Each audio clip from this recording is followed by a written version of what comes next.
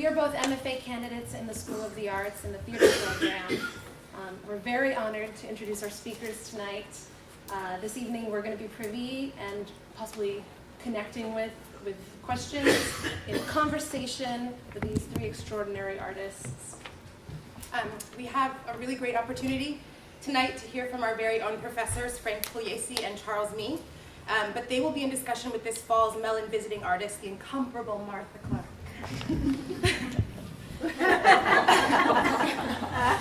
So the topic tonight is adaptation. We're going to talk about the experience, the methods, the concept, adaptation. Martha has adapted work with both Frank and Chuck, so we're in for a real treat and maybe a little dirt as well.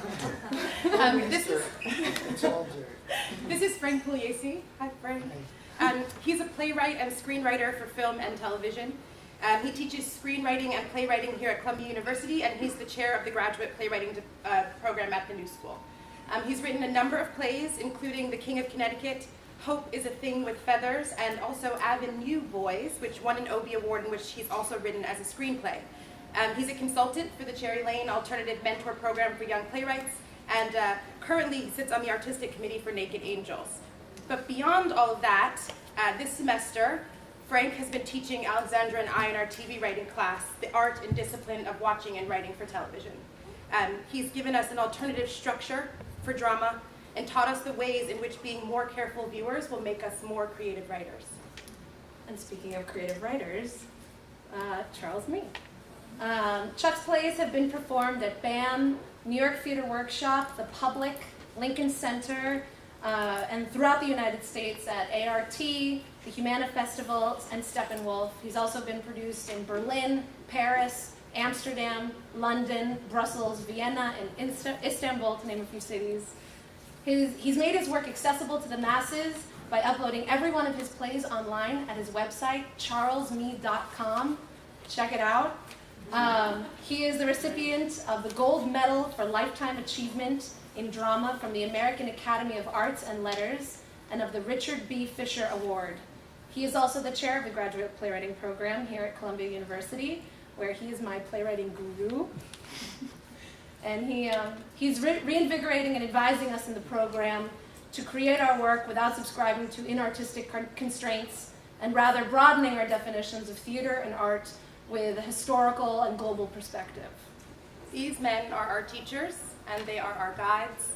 And we are very happy to have them here in conversation with MarthaClark. MarthaClark is a director, choreographer, and icon known for her multidisciplinary approach to theater, dance, and opera. She was a founding member of Palobolis Dance Theater. She has choreographed work for the American Ballet Theater, Nederland Dance Theater, the Martha Graham Company, and the Rambert Dance Company. She's conceived, choreographed, and directed many original productions and adaptations, including Garden of Earthly Delights, Vienna Liszt House, Miracolo d'Amore, Endangered Species, An Uncertain Hour, The Hunger Artist, Vers la Flamme, Chaos, and Angel Reapers. In opera, Ms. Clark has directed for the Glimmerglass Opera Company, the Canadian Opera Company, the Hong Kong Festival, the New York City Opera, the English National Opera, and most recently she directed an Italian rock opera at La Scala in Milan. She's been awarded a MacArthur Genius Grant, fellowships from the NEA and the Guggenheim, a Drama Desk Award, 2 Obies, and many other honors in dance and theater. But her first collaboration with a writer, she conceived and directed Vienna Liszt House with Chuck Mee. Chuck adapted the casebooks and diary entries of Freud to create the text for this play. This collaboration began Ms. Clark's long and successful partnership with text and with writers in her dance theater work. She later conceived, directed, and choreographed theatrical work of Chaos, collaborating with Frank Pugliese, who wrote the adaptation text based on the stories of Luigi Pirandello and the film Chaos by the Taviani brothers. I'm so sorry. The fact is, we could read Martha's list of accomplishments for hours, but you'd much rather hear her here in conversation with Frank and Chuck. So before we begin, we'd like to say thank you to the Mellon Foundation for bringing her to us. The Mellon Visiting Artists and Thinkers Program brings leading creative practitioners and theorists to the School of the Arts to engage with students, the university community, and the public. It is such a privilege. So on behalf of the School of the Arts, we'd like to welcome you to a conversation on adaptation. Frank Pugliese, Chuck Nee, and Martha Clark.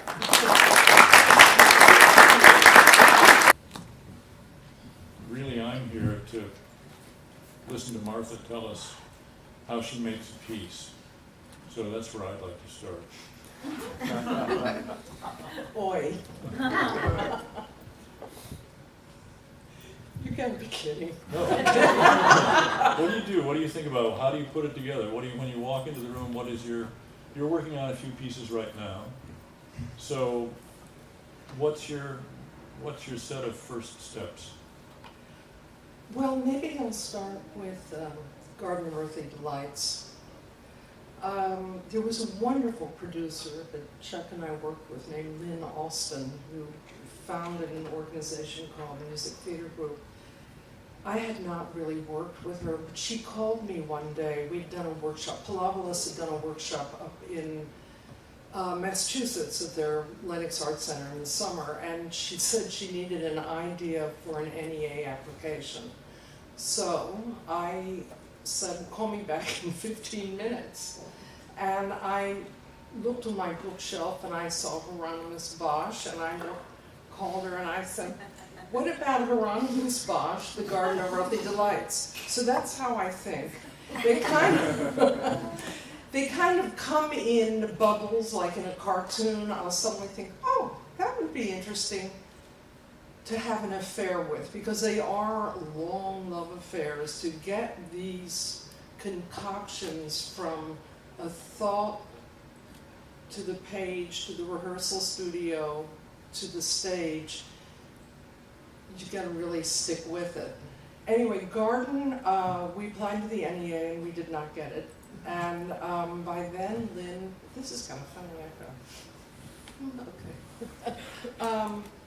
By then, Lynn had introduced me to a wonderful composer named Richard Peasley. And I was living, as I still do, in northwestern Connecticut, and collected a bunch of local dancers to start working with me in a studio, a tiny room in my house. For those who've seen it, we created the whole thing in a room that was about 10 feet by 12 feet. And then we started working with flying. I had a dream that I was flying like a Chagall bride with lilacs. And I hurt my back, and I thought, well, if I'm in a harness, my back will not have to bear the weight of my body.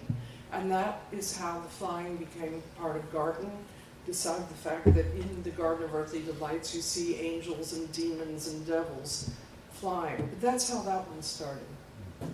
And it's been in New York 4 times, and it's had about 800 performances. So really how it started was a call for an idea for the NEA. My first work with Chuck started because the same producer wanted me and Dick Peasley to do a piece. By then that collaboration was a marriage. She asked us to do a piece on Hiroshima by John Hershey. And Dick and I were sitting up in the country in October, and we were both at the table like, I had just singing and dancing to the idea of Hiroshima or making a theater piece just seemed gut-wrenching and like not a place we'd want to live in mentally for months and months and months. So I went to the bookshelf and I pulled out a book on Egon Schiele, the wonderful painter from the turn of the century. Schiele and Gustav Klimt were the inspiration.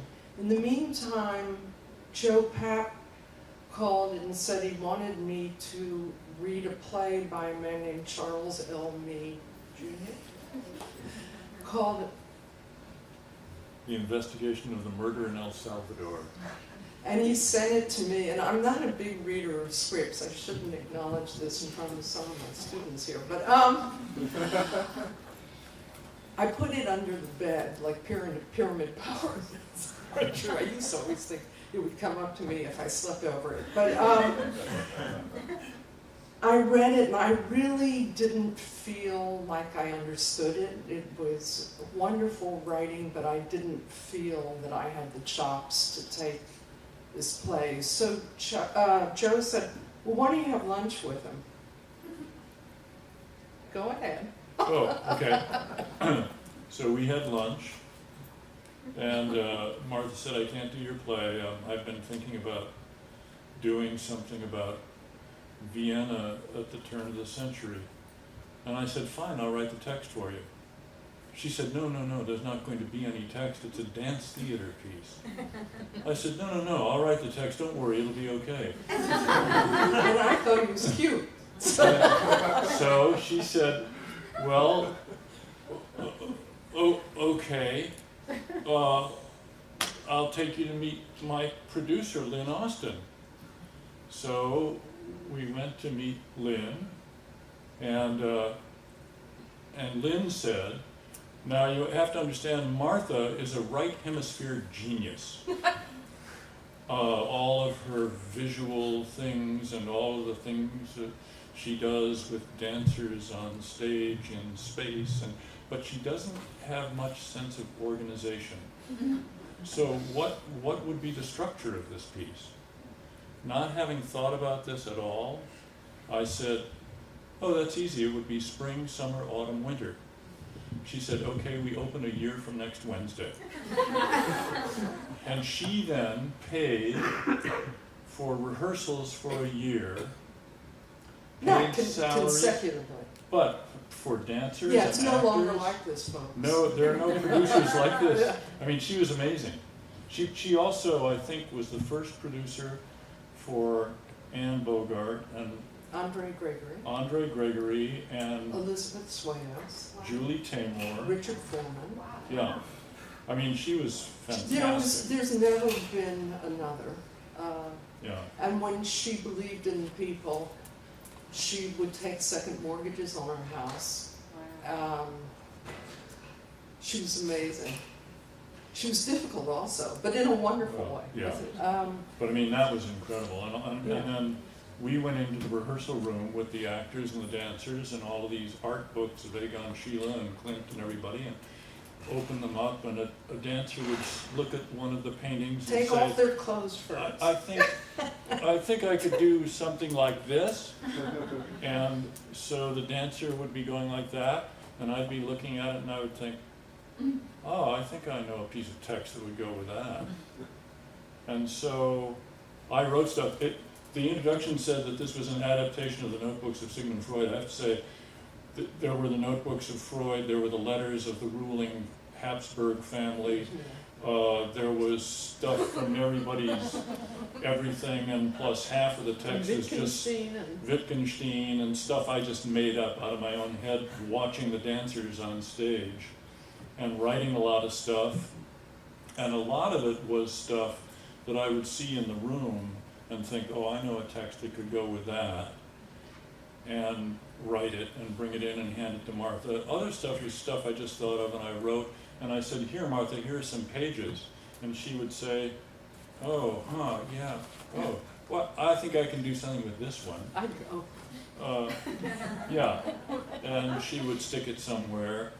And so that's how we made it. And then after we made a bunch of compositions, right, with some visual thing producing some movement and some actors speaking some text, we then took these compositions and clustered them into spring, summer, autumn, and winter, ending with the dark Adolf Hitler winter. With snow. With 20 snow. minutes of it. Yeah. And some text that I got from some From the Village undertakers. Voice. The Village Voice. It was some undertaker talking about how you prepare a body for the grave.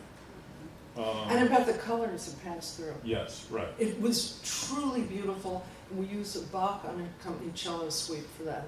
Yeah. Number 5, the Saraband. And Chuck and I, we would, with the company, collaborate on these clusters of scenes. There was one day that he handed a page about the staircase, the little girl in the staircase, and there were 2 actors vying for it. And I could see people were getting a little possessive. Well, she has 2 speeches and he only has 1. So I said, well, why don't you both read it? And they read it, and Chuck did a wonderful, one would go on, another would be like, sometimes when you have YouTube and you get a double one that's a little out of sync, that's what happened with the speech. So in fact, the speech made a kind of music, and certain words would float forward in a very kind of pointillistic way. And it was out of desperation to say, well, why don't you both try it? They each did it separately wonderfully, and then said, well, let's just try it together. Because it sounded like the unconscious, in a way. And there's no formula for thinking of ideas. I've had no schooling for it. Honestly, I'm a graduate of Juilliard. I graduated as a dancer. I didn't know my hair went gray, that I'd still be making things and going through the frustration of selling my goods, our goods, at various theaters all over the place. You know, you have to email, a lot of telephone calls, a lot of, it's really exciting. I may be able to get this star or that actor or this, whatever. But I tell the class, some of you are here, it doesn't change, and doesn't matter if you've gotten awards and you've gotten recognition. It is really hard to create multidisciplinary work at this time particularly.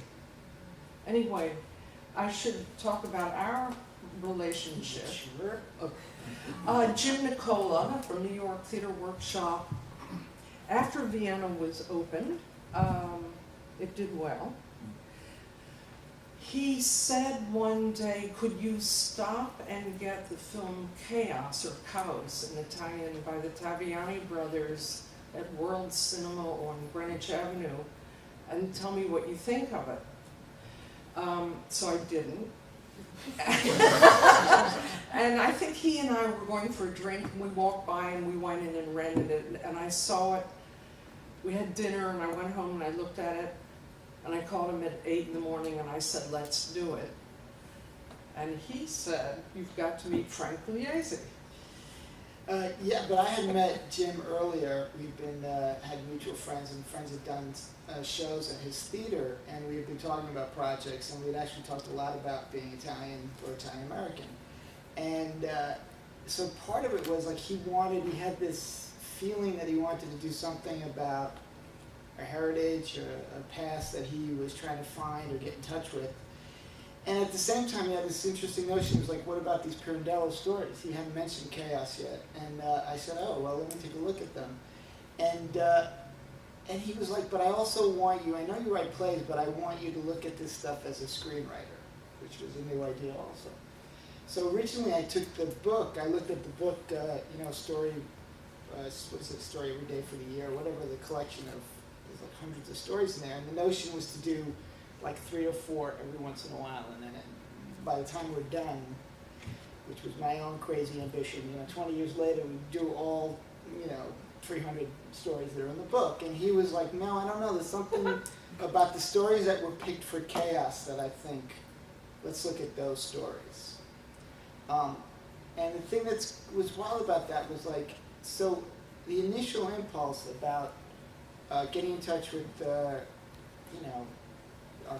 cultural past or immigration, and me as a screenwriter seemed to never go away. They became part of the whole process, because essentially we ended up trying to interpret Chaos in a way and putting it on stage. We used to sort of rebuild a thing in another way on stage, but with some sort of cinematic eye to it.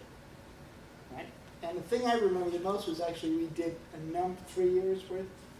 Oh, it was impossible to get it on. 3.5 years, maybe? We would do a workshop for like 3 weeks, and then a year later do one for 3 weeks. But they were amazing.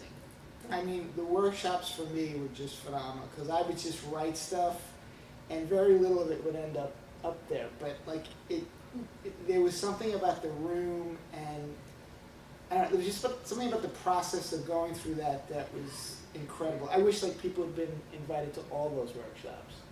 Like just the cumulative effect was phenomenal, because there was so much going on. When people would try stuff, they would take monologues and do them different ways, or just let's try this. And there were always different actors doing all those parts. We had so many people move through over those years. But for me, the workshops were actually like an experience in just understanding form and content and the relationship between the two, and just sort of how text at some point just becomes emotion, and the emotions and the movement are doing the storytelling more than even the words I could come up with. And that was just really, just enlightening for me to learn that. When, because of financial constraints, we didn't have that big a company, and we had to make scenes that felt like, people were coming from a village to go to America. It was all about coming to America. Yeah. And so we would have like maybe 8 people in a workshop that was supposed to be a whole village leaving. And it was, how do you take only 8 bodies and make it look like a multitude? So there was that kind of thing for me physically about making the space look full all the time. Then we used, do you know Alan Lomax, a wonderful musicologist who collected authentic music from Sicily, from Spain, from Russia, from all over the world, I guess in the 50s and 40s, 50s and 60s. But we used authentic Sicilian music. Jim and I went to Agrigento and to Sicily to kind of on a Pirandello crusade. And then we were very lucky to meet some wonderful actors. One is here, Christina Spina, who we auditioned in Rome. We went over during the time of when the Olympics were in Torino, and I must have seen 110 Italian actors. It was a very exciting process, but so to go from Vienna to Sicily at the turn of the century, I worked on evenings of adapting Chekhov's short stories with no language, but to the music of Scriabin. I'm working now on the French novel Chérie by Colette for 2 world-class ballet dancers, Alessandra Ferri and Herman Cornejo, and an actress. What's wonderful about making your own work and not waiting for a producer to bring a script is that you can really wander in your head all over the world, all over history, all through painting, all through music, all through all the wonderful things that are available. And as I always think at the end of each project are the kind of seeds for the next one. Like a painter, one's style gets perpetuated per project, in a way. I also, there was something about the project that it was, and thinking about Jim Nicola, it was like the sort of Italian-American look at immigration at the turn of the century, but actually filtered through this film that we used as our source material. And then sort of the essence of that film finding itself on stage, which was actually not film at all, very live, very intimate, and sort of visceral. And there was something about that whole journey that, I thought we did pretty well with it, and there was something very specific about it that, I think you can only probably do on stage. But that view of it was always there for me anyway. It became that specific. And my Italian is mediocre to bad. And we were in a room that was very echoey. And we had about 17 people, mostly speaking Italian. It was bedlam, wasn't it? Yeah. Then I got sick right before we started teching, and I ended in the hospital. From dehydration, from trying to keep up with everyone, I was actually standing in a coffin like that. But it was incredibly difficult. They're all hard. They're all hard and full of passion and full of laughter and sometimes often fear. It's a crazy profession. Well, just a couple of things. Listening to this, one thing is when we use the word adaptation, I think it's clear that nobody's talking about a faithful adaptation. And in fact, it's so unfaithful that I'm not sure it can really be called an adaptation. It's really a kickoff point.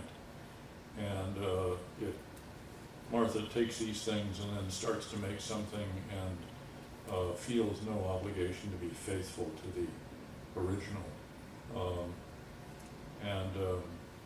The other thing that I think is clear is that while often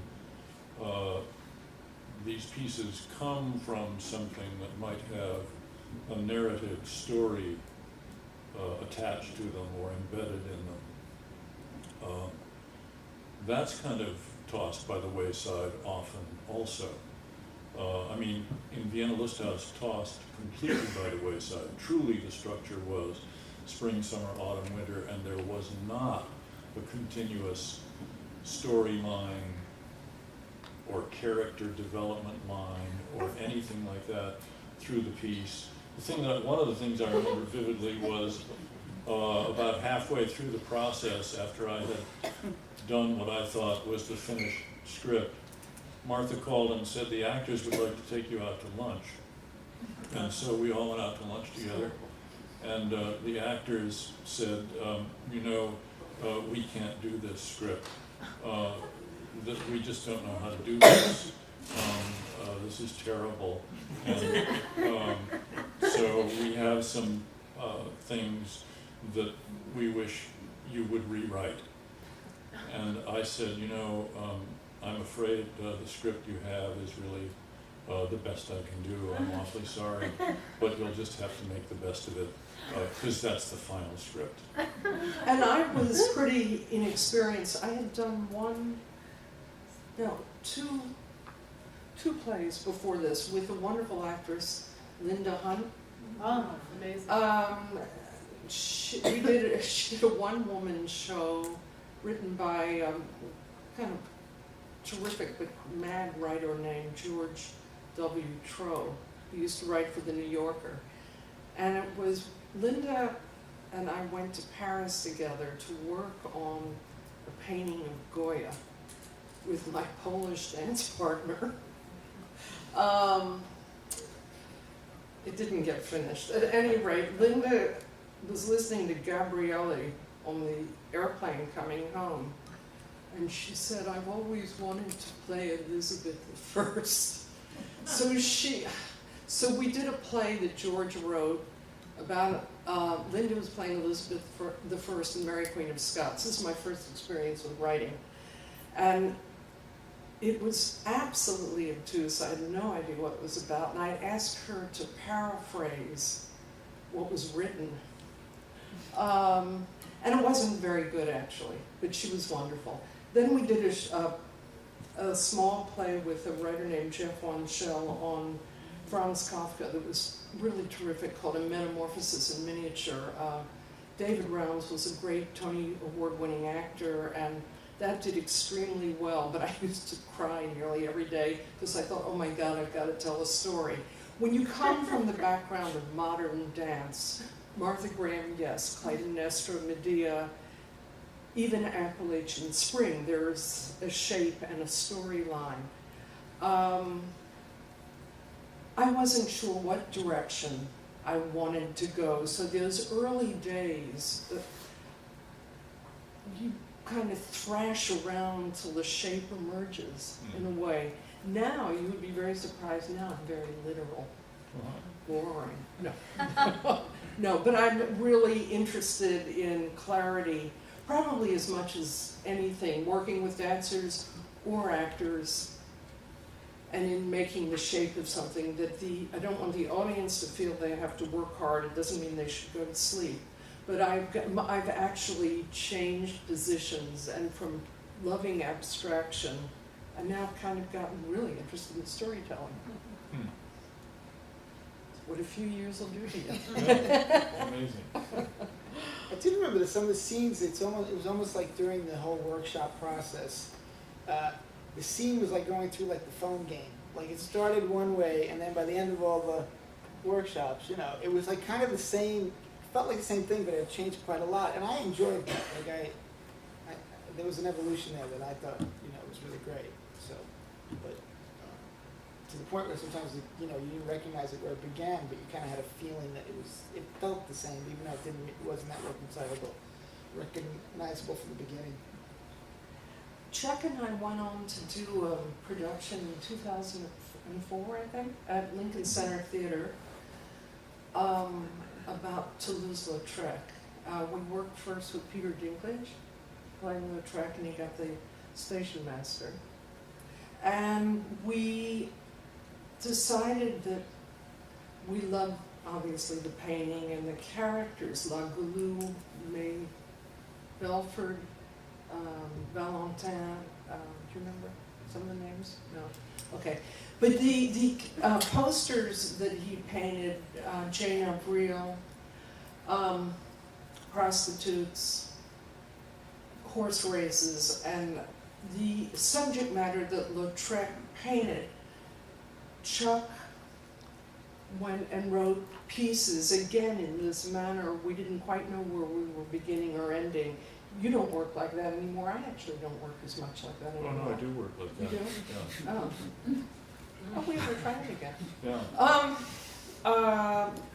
We had about a cast of 14. We have a wonderful set designer. I've had very long collaborations with Robert Israel, who's a terrific designer in Los Angeles, and the lighting designer, Chris Ackerlin. I do believe, as a director, that all the elements, costume, light, color, space, are all equally important. Music, it's the coming together that makes the whole. So this whole thing of multidisciplinary, for me, is that it's in the whole, it's in the detail of the choreography, in the detail of the text and the story being told, the dialogue that's up there, how you use space, what kind of light is in it. It's the wholeness that is, for me, each time, a challenge, a passion, and a frustration. Done. Yes. Okay. I did think the shape was a big deal because out of all those workshops, coming upon the shape of it, that seemed to decide itself. Like that became a thing that didn't change, no matter what we did to it. And that shape was what ended up on stage. And there was something about the shape, you want to call it a story, I don't know what you want to call it, but telling you something and making you feel something and making you go through a series of feelings that, so we did, there was something that was kind of crude about it, even though things came in and out of it. Yeah, I think every, pardon the expression, work of art ought to have a shape. In dance, often the shape is a theme. In music, the shape is a theme with airs and variations. In painting, the shape is probably a cluster of images that have some unifying feeling or something like that. So I think that there are all kinds of things that, and maybe especially in multidisciplinary work, that are put together that have to be coherent and cohesive, but so often are not really put together with a storyline. Yeah, I think the shape is much more, like I think there's a point where every artwork finds its shape, and that shape seems like it had always been there. Mm-hmm. And it seems like something's crossed over, and it just seems when it's working. I also experienced that for every new piece that I start with a company, that the first day really has the DNA for the entire event, despite the fact it's very cloudy. Yet the very first ideas that strike pleasure in us somehow remain all the way through the process.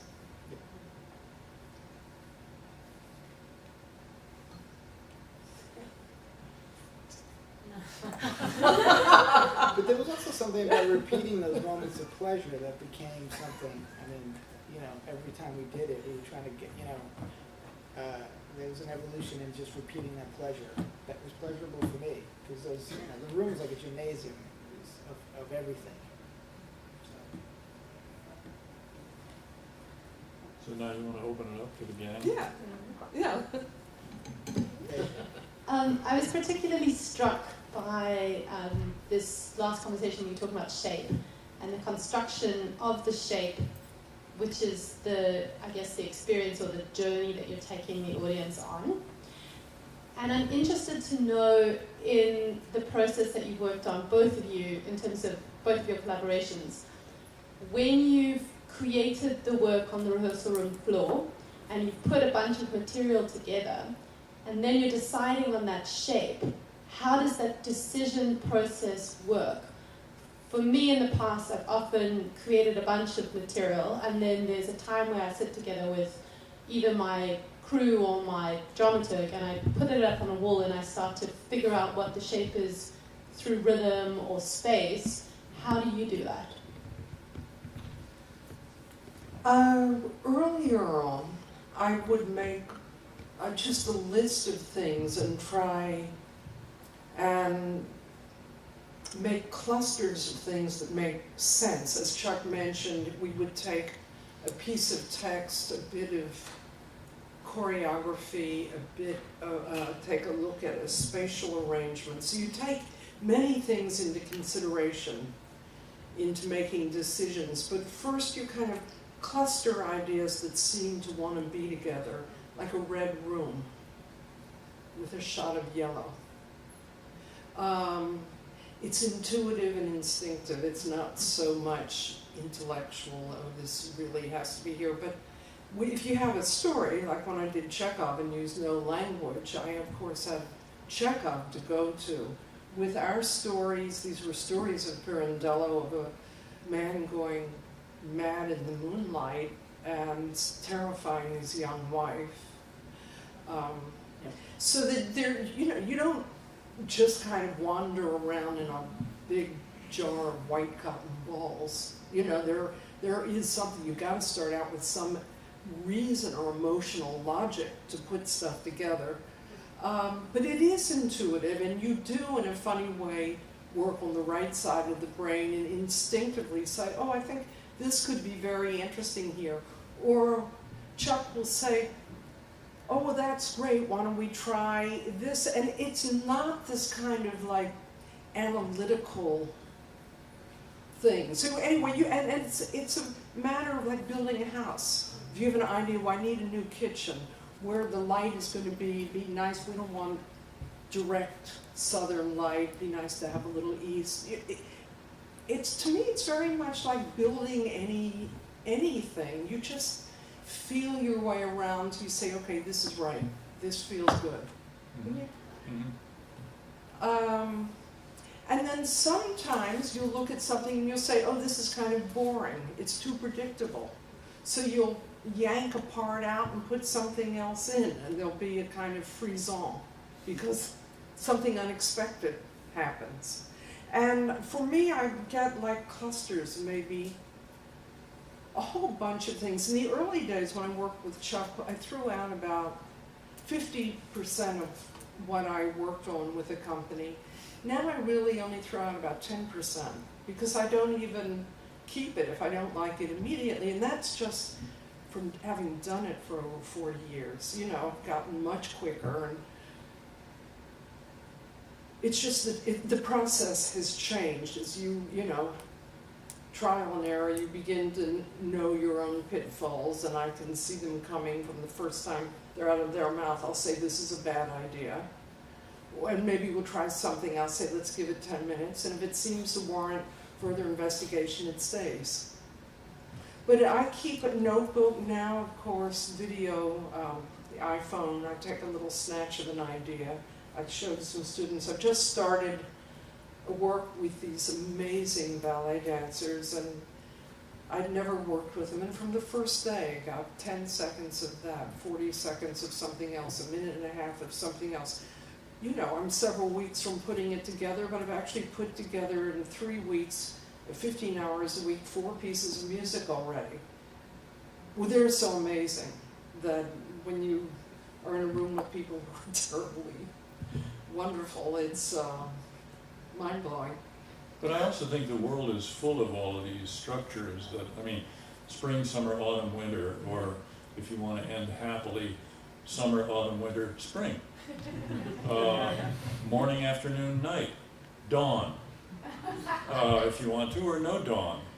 Before and after. Or you just, before and after, or you just, happiness, dreadful disorganization and violence and despair and consolation.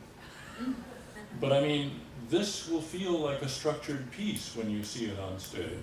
And we think that we require A causes B causes C causes D in order to understand the structure. But in fact, when you do A causes B causes C, pretty soon I'm bored that you're going to get to D next because I already see E coming too.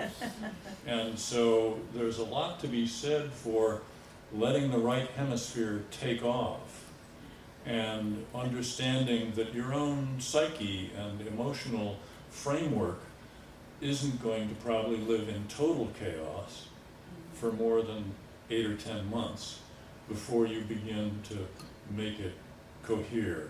And if you trust that, and you understand that coherence doesn't have to come from a sort of explanatory, analytical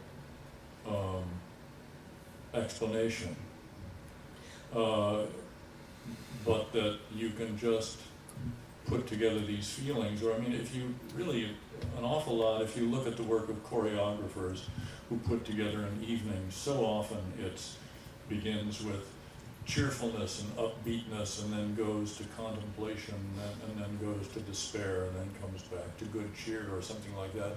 It's just this emotional journey that we understand completely, and that makes sense and feels like we've had an evening with these people who are on stage. I think when you're putting it together, I mean, I just remember being in the room, and all I could say is there was a feeling of knowing. Like, everyone seemed to know it was right. And then there was like a force for presentation, so like that would happen and you'd have to do it, so there was like a way that it was leading to something, but in the moments that were being created, and it wasn't like a story that was defining it, it was just like this sort of like everybody looked at each other, that was like, oh yeah, I can't tell you what that is, really, if I could articulate it, probably that would be the piece, but the piece itself was the articulation, right? So like we would just know. And I think when you get the right people together in a collaboration, really within hours, there's what I call a cyclopean eye. Everybody kind of understands, Right. oh, this feels right for this material. Everyone, dancers, actors, designers, whoever it is you're working with, there's quickly a sense, and it's visceral and animal, that this is the way we need to make this go. This works. Why? Because blah, blah, blah, and then we all kind of, that becomes a reference for putting the whole piece together.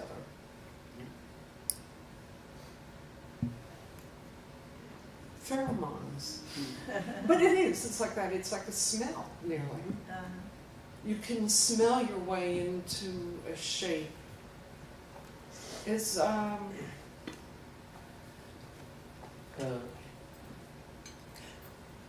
So,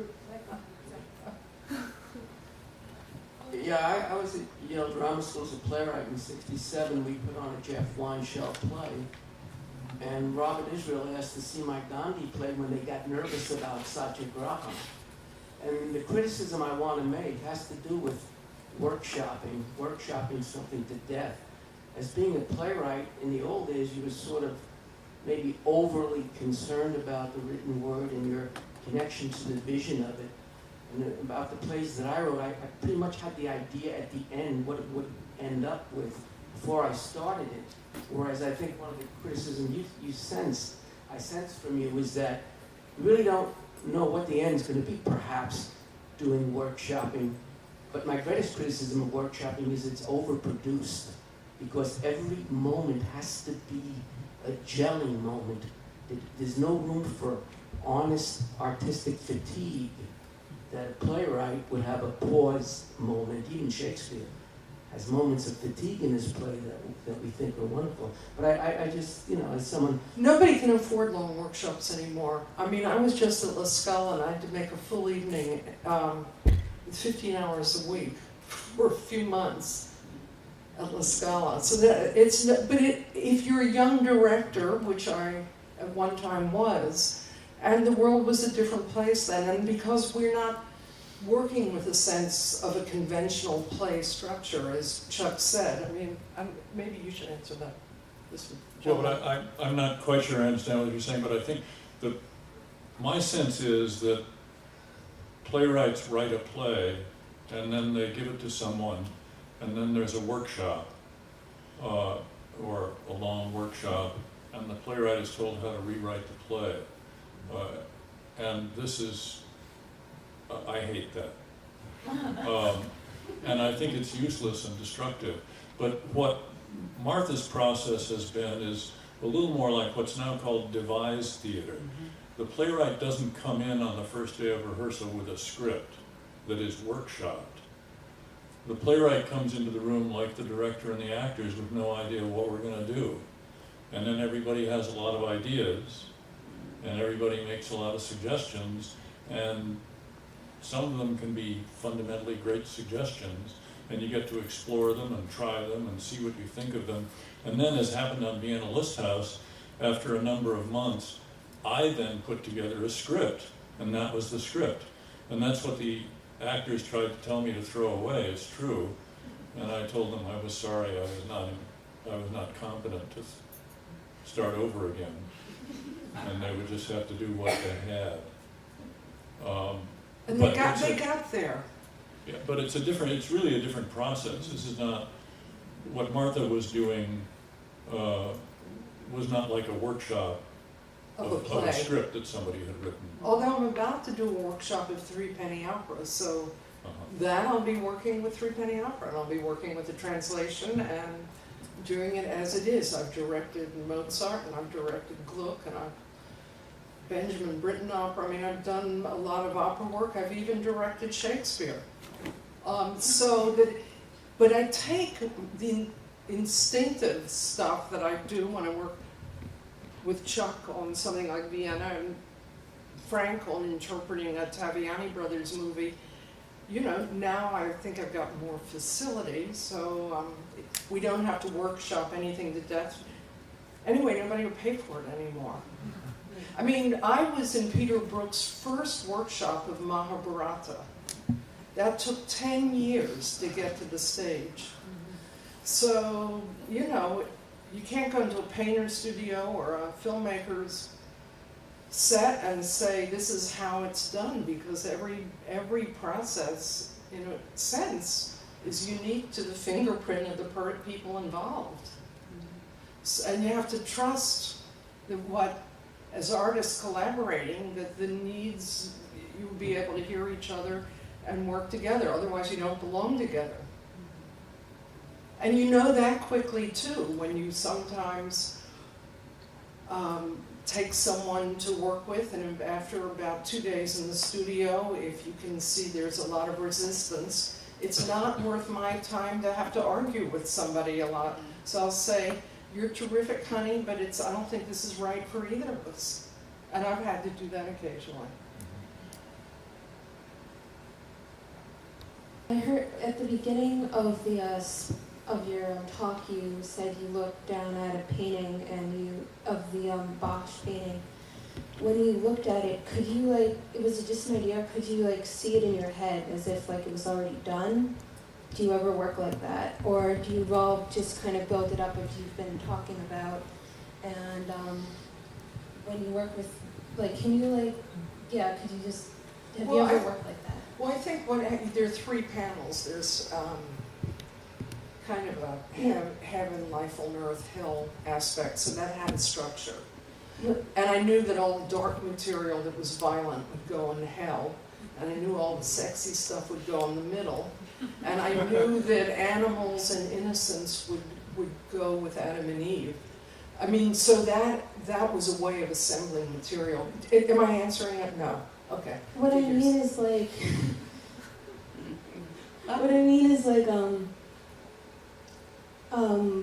sometimes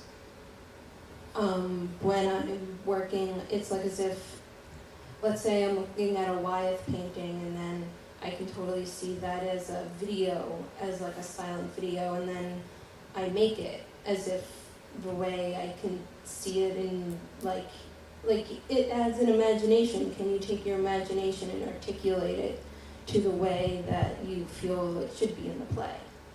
I was just wondering if you've ever done that. I mean, so when you actually try to facilitate the thing that you imagine, do you do it, does it match up? Yes. It does. Well, I mean, I can't say that for myself. Like, what I imagine, usually what I ends up, for me, my imagination is just a place to jump off, and it's a way maybe I'm tricking myself into jumping into something, and where I land and what comes out at the end, to me, that's part of the fun, is finding out how it's not how I imagined it. And Also- first feeling. Also, you're dealing with performers, so they are the raw pigment of the painting. And many times I know some, and often I don't know any. And so therefore, the only way to get a really truthful, honest, visceral production is to make an environment for the performers' signature, how people work. It's really personal. I don't think anybody, I mean, Mike Nichols said, somebody said, you know, we don't watch other people making love. Well, some of us don't. so that well, some of us do. But it's hard to know. There's no right way to do anything, and there's no. I've only had a few students here for 2 sessions. There's no right way. You can't really teach people to be an artist. You can learn craft, but inspiration and learning what makes sense to you is trial and error and lots of hours.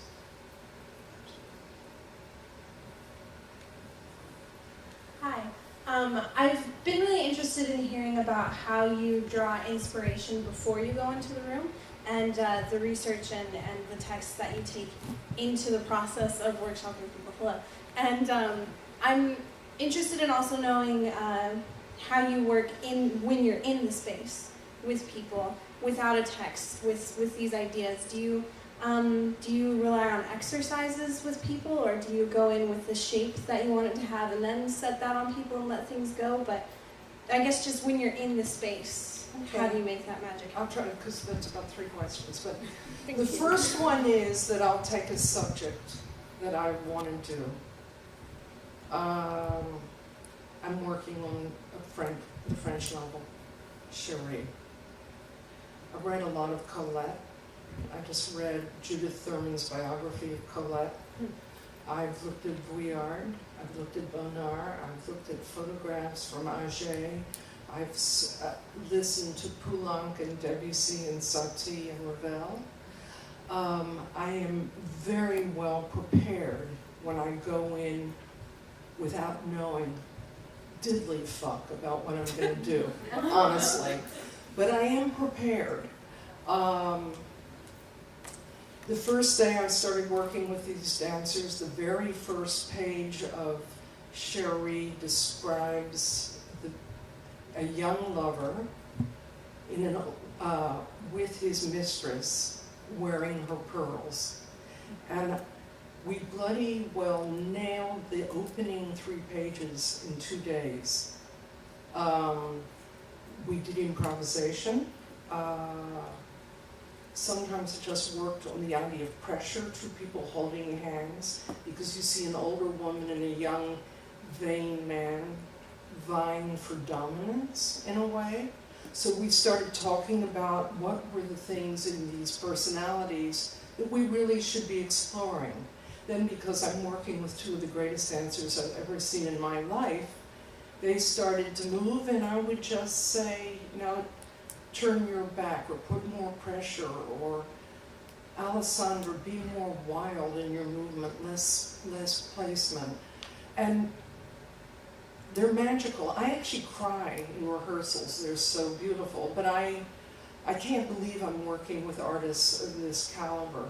But no matter who the actors are, who the performers are, you want them to lay some skin into it. It's got to matter to them. So I don't say, go stand upstage right and swing your left leg around. We talk. It's a matter of kind of, it's like caressing or warming up wax in your fingers, really, if that answers it. Okay. But I do a lot of preparation, and I look at a lot of movies. I've got a question. Thank you very much. Oh, you didn't get to ask me. You kind of answered it at the other end. Okay. Thank you very much. I'm curious about, because I've had my fair share of collaborative experiences, and I'm sure that you guys are all wonderfully agreeable people. But I'm curious, I mean, you're making collaboration sound like it's magic, that you walk into the room and you have a bunch of really awesome people that find an idea and they agree on it and everything sort of works. And I feel like it doesn't necessarily happen that way. And in fact, sometimes it's the arguments that you have with your collaborators that really get to the heart of the best ideas. So I guess what I'm curious about is when you're working in a group is what's your decision-making process like? And have there been moments where you've fought for something that you didn't get in your piece, or have there been moments where you have had to walk away because later in the process, not like within the first 2 days, but later in the process where what you were seeing doesn't match up with the rest of it? I guess I'm just curious because I don't think collaboration is magic. I think it's work, and I'm curious about how you make the decisions in the process about what stays and what goes. As the director. So I'll say that's too long, or I get bored, or the rhythm's wrong here. You need to pick it up. Again, it's experience, learning. I like to make a very friendly environment, but there are times that there are small mutinies because people have lives and they bring their crap with them to work sometimes, and there are days. I remember when we did Vienna, I was in a difficult personal situation in my life, and I was frozen for like 6 weeks. I felt like a deer in a headlight. And the night before our show opened, I dreamt of a flying white horse that was like a balloon that was in the air, and it was going across a river, and it was like somebody took a pin, and it was just the skin of the white horse on the other side. That was the day of our first preview. I thought we were going to be a disaster. I thought we had the most beautiful baby that was dead. So you have little mutinies. I mean, Chuck and I have been in some experiences with some actors that were unruly. And But do you compromise? It's a compromise, I'm boss.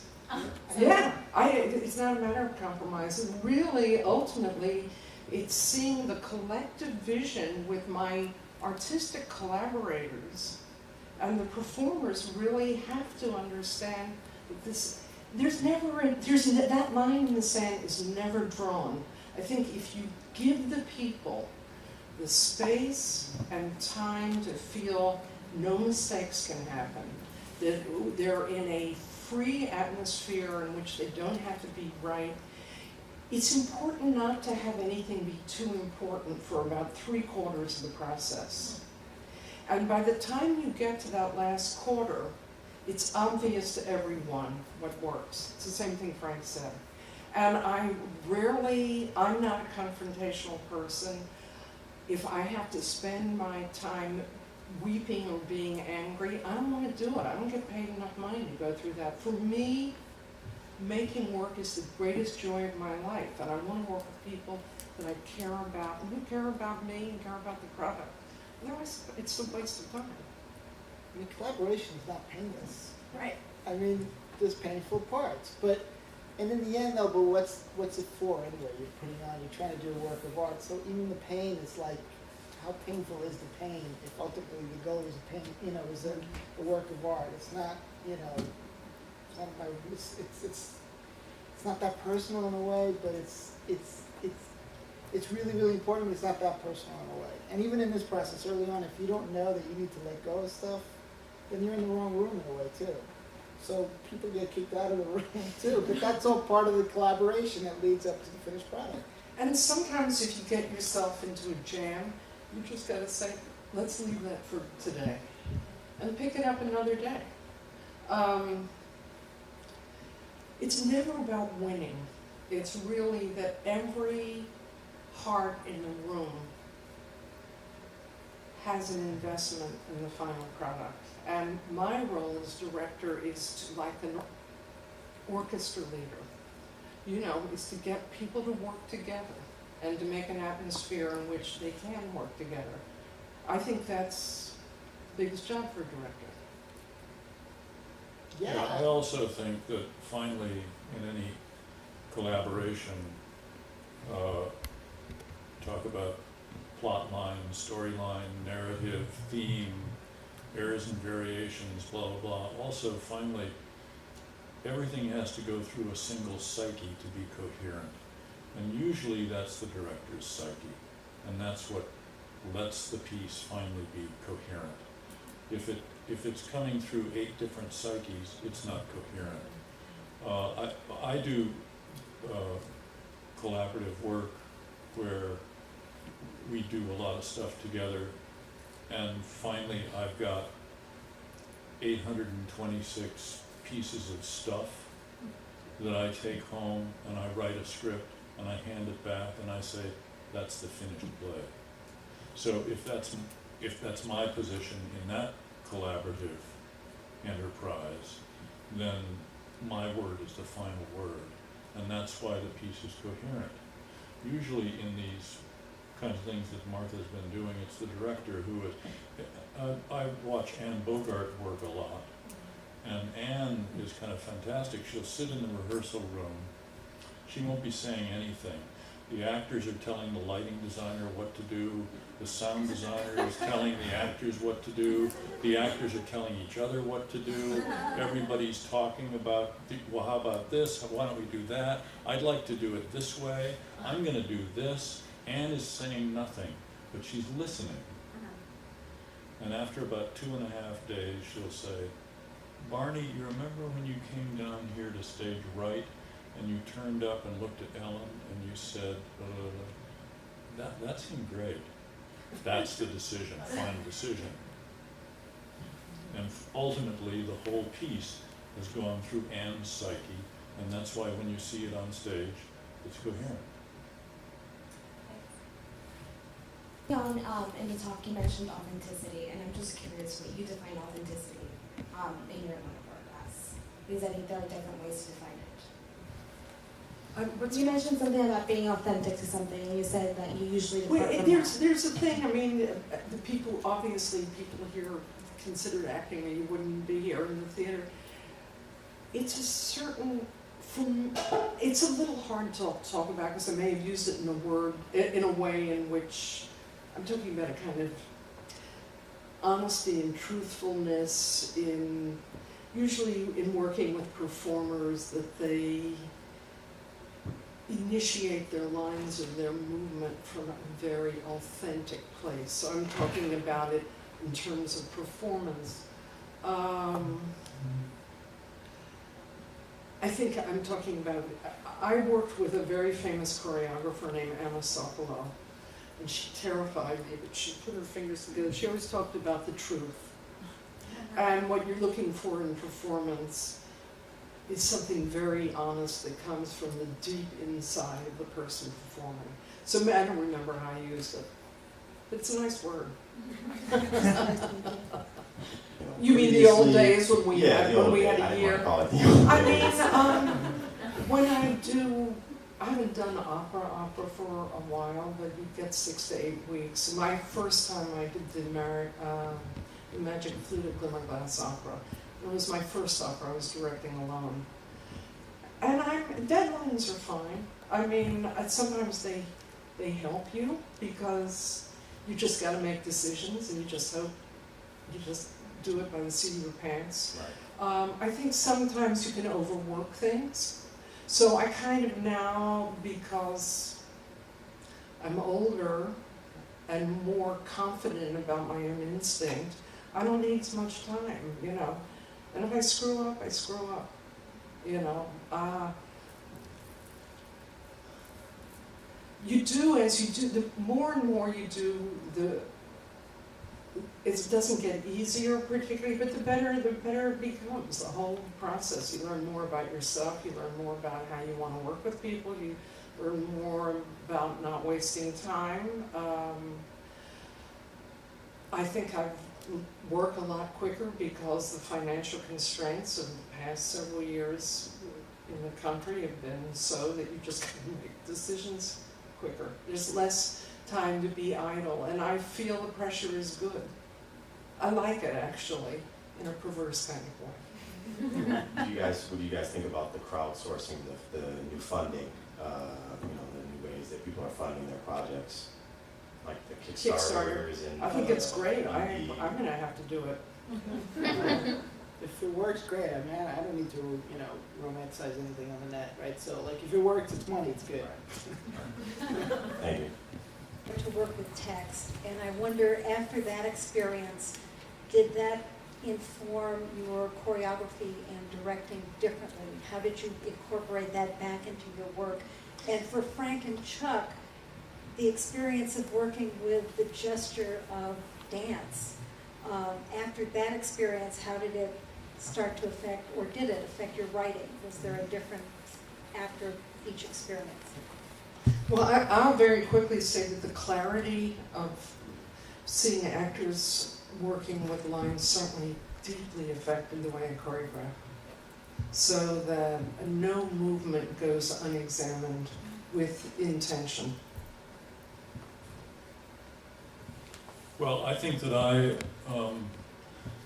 after working with Martha, really began to live more in my right hemisphere. And I do think that we think the right hemisphere is the world of music and dance and painting and sculpture and architecture. And the left hemisphere is the hemisphere of logic and reason and plot line and narrative and explanation. And the left hemisphere is the hemisphere that produces novels and as well as political arguments and explanations and reason. And the right hemisphere produces music and painting. But theater is the only art form that uses both hemispheres. So I think it's fabulous to use both hemispheres. And that's what I began doing after working. Yeah. I would go back to that notion about the shape, because for me it was liberating having done so much screenwriting and television writing, where like the sort of agreed upon form is, you're hit with it over and over again. Having this idea that like working on the stage, like every piece on the stage has to find a shape that's it, and sometimes that shape, things are expressed through movement, through, like Chuck was saying, music, other aspects of the right side of your brain. I mean, just knowing that was liberating and actually helped my playwriting from that point on, because I feel like every play I work at, part of writing the play is finding the shape of the play. I was wondering, today we've been talking a lot about, I think, right side of the hemisphere adaptations, where like you start with something and get something totally new. But have you guys ever like worked more in the left side hemisphere adaptations, where you start with something and try to resemble that as much as possible, like, or just like make a variation of it? The novel Sherry that I'm working on now, but I'm still working in movement. But there will be text also. Yeah, I mean, I think if you direct a Mozart opera, or I did Midsummer Night's Dream at ART, I was working with Shakespeare, but it still brought an interpretation, right side, to the left. I have to adapt this book, Shot in the Heart, Michael Gilmore book, which had like a history of Mormonism and three generations worth of stories. And somewhere near the end of it was a week where, Gary Gilmore was going to get executed.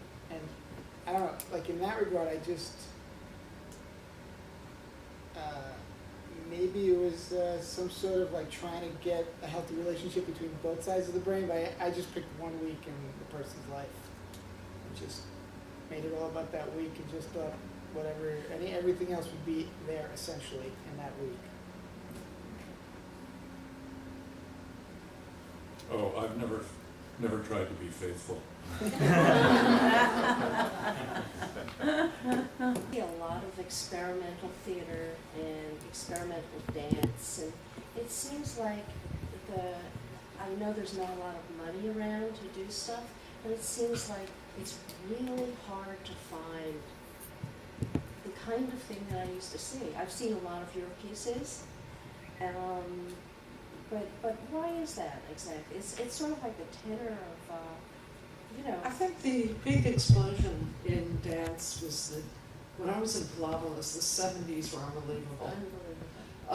And, it's been there, done that kind of field. And I think then opera in the 90s got very, very hot. The kind of director coming, Bob Wilson, and certain German directors. I think things go in and out of phase of popularity. I think it's always good not to be hot and always be a little bit outside the target, because then you can just mind your own business and keep going. Yeah, I think when you try to do something because it's popular, and I don't go to a lot of dance. I live in the country and I watch a lot of I see a lot of movies.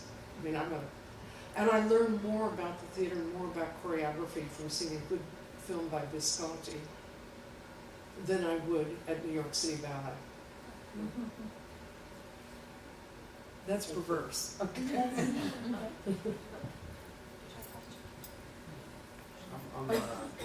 happy to be here, and so I haven't been in a very white kind of room in a while. So on the one hand, I love it because I love theater, and theater has kept me safe in many respects. On the other hand, I'm wondering how I haven't been able to write a play in about a year and a half because I haven't been able to justify that kind of behavior with 7.5 million people under correctional control in this country and the ecology on the verge of collapse.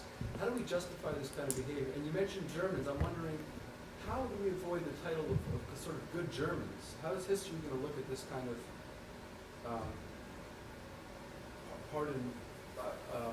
fuckery comes to mind? How is history going to view this kind of self-congratulatory whiteness in the face of reality? We've been talking about right brain versus left brain, reality versus linearity versus abstractness. How is history going to justify this kind of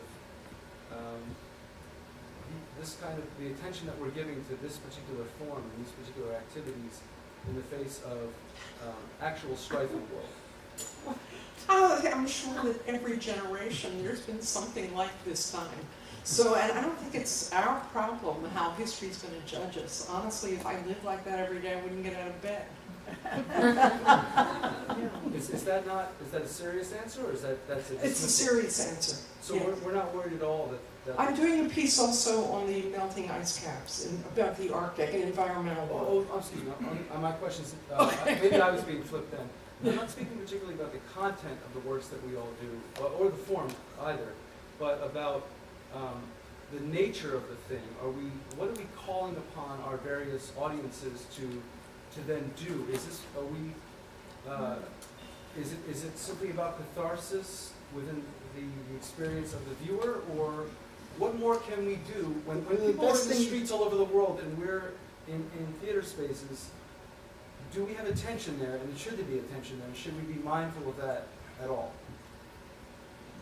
The best thing you could do is to be true to your radical self. You can express it on the street, you can express it in a theater. That's all you can do. I'm dissatisfied with these answers. Okay. Then you should do something about it. Well, I'm not sure that the nature of theater has changed since the Greeks used to get together in the amphitheater. No. I don't know if you've ever been to Delphi, but I remember